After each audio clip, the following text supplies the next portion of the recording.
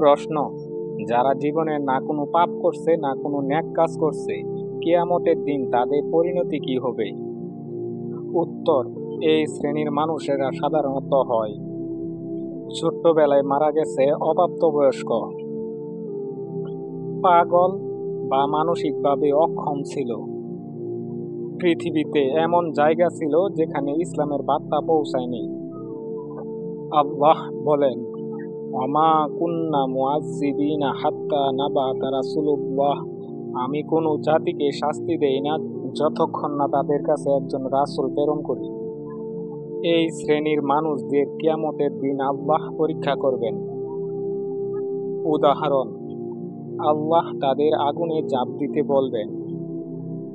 যারা মানবে জান্নাতে যাবে, আর যারা অমান্য করবে জাহান্নামে যাবে।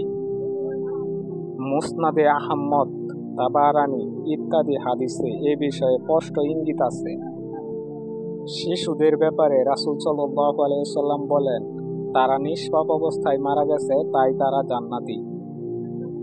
সংক্ষেপে, যারা সুযোগ পায়নি বুঝার বা আমলের, তাদের আল্লাহ সুবিচার করবেন। কেউ বিনা হিসাবে জান্নাতে যাবে, কেউ পরীক্ষার মাধ্যমে।